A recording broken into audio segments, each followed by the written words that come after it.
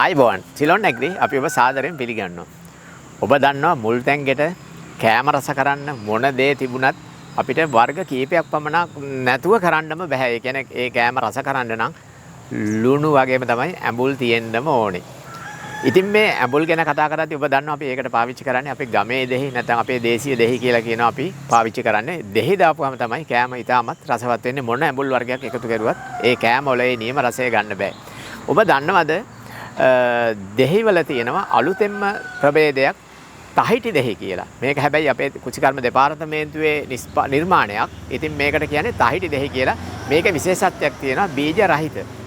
බීජ රහිත දෙහි කියලා තමයි කියන්නේ. මේක ඇතුලේ හැබැයි ගෙඩිය ලොකුයි. බීජ රහිත දෙහිම තමයි, වෙන කිසිම වෙනසක් නැහැ. ඉතින් අපේ දෙහි වෙනුවටම පාවිච්චි කරන්න පුළුවන් මෙන්න මේ තහිටි දෙහි.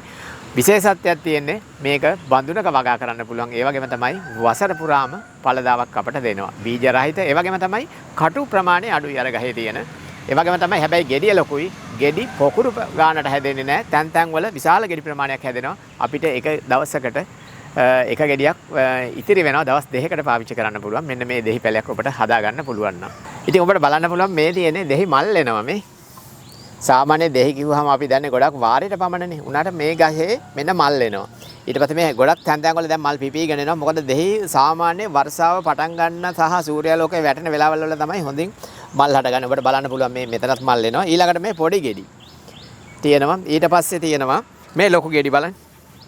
ඊට පස්සේ මේ ගහේ ඉදීගෙන එන දෙහිත් තියෙනවා. ඒ කියන්නේ හැමදාම මේකේ දෙහි ගහේ පළදාව තියෙනවා. සමහරවිට මේ බඳුනක් දෙකක් තියෙනවා නම් අපිට දෙහි වලින් කිසිම හිගයක් වෙන්නේ නැහැ. මොකද අපිට හැමදාම දෙහි අවාරයටත් දෙහි මේකේ තියෙනවා. ඒක නිසා මේ වගේ පැලයක් ඔබට හදා ගන්න පුළුවන් නම් ඊටමත් හොඳයි. මොකද බිම වගේම තමයි. හැබැයි බඳුනක වගා කරන්න පුළුවන්. සූර්යාලෝකයේ අපේ පොඩි දෙහි වලට තරම් අවශ්‍ය වෙන්නේත් නැහැ. සාමාන්‍ය 70% විතර ලැබුණොත් හොඳින් හදා ගන්න පුළුවන්. මේ වගේ තමයි වැලි මිශ්‍රණය දාලා මේක බඳුනක හොඳින් වගා කරන්න පුළුවන්. මේ ගැන අපි වීඩියෝ එකක් කරලා තියෙනවා. සිලොන් ඇග්‍රි අංක 22 වීඩියෝ එක බලන්න.